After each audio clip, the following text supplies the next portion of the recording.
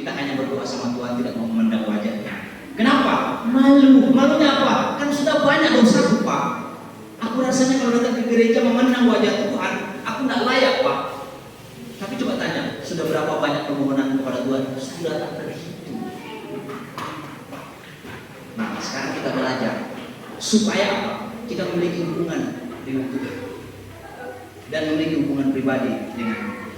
Pertanyaan yang ingin kita renungkan, kenapa Daud percaya bahwa Tuhan pasti memberikan pertolongan kepadanya?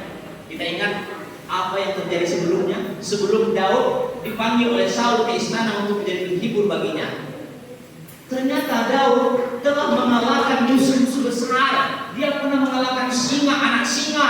Dia pernah mengalahkan Goliat. Dia pernah mengalahkan musuh sebelum dia ke istana.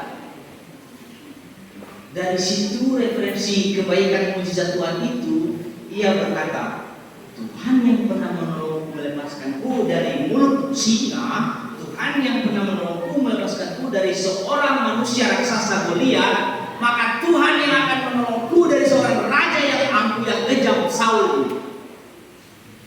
Jadi Bapak Ibu Saudara, seperti yang saya katakan di awal pertanyaan, kita merasa pernah ditinggal Tuhan seolah-olah pada saat kita berdoa Tuhan tak jawab. Ingat seperti itu. Tuhan yang pernah menolong kita tahun lalu, Tuhan yang pernah menolong kita minggu lalu, Tuhan yang pernah memberkati anak-anak kita beberapa hari yang lalu, Tuhan yang sama pula yang akan memberkati kita hari ini. Amin. Tuhan tidak pernah berubah, walaupun kadang-kadang manusia sering berubah. Tuhan tidak pernah berubah setia, walaupun manusia kadang-kadang tidak setia sama Tuhan.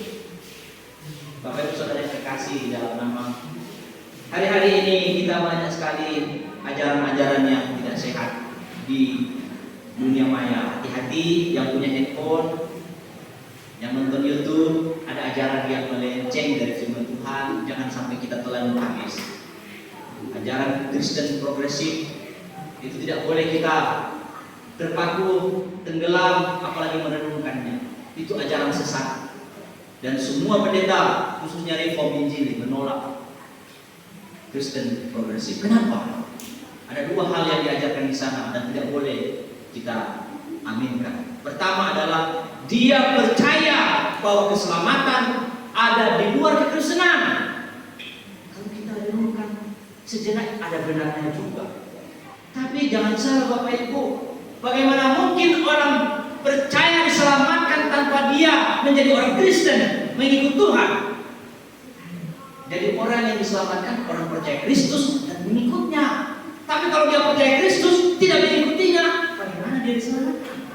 Itu ajaran yang diajarkan oleh Kristen progresif. Dia berkata orang agama lain di luar Kristen itu bisa diselamatkan Tuhan. Iya betul, saya setuju dalam hal itu.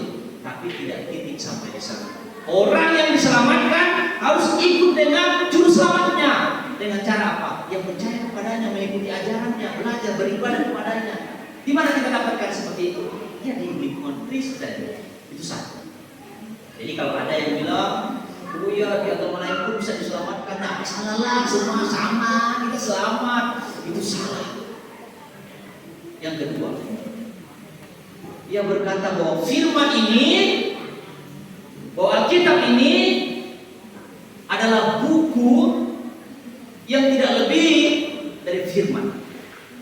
Dia bilang ini bisa ditambah, bisa dikurang. Ini hanya buku. Padahal orang Kristen sesungguhnya percaya bahwa ini firman yang diwahyukan oleh Allah.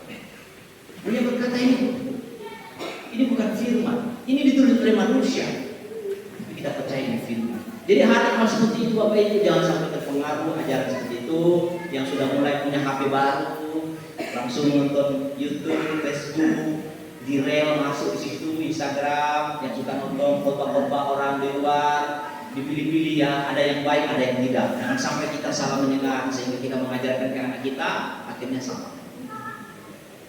Ini baru saya sampaikan, kan ini sudah merajalela supaya kita tahu bahwa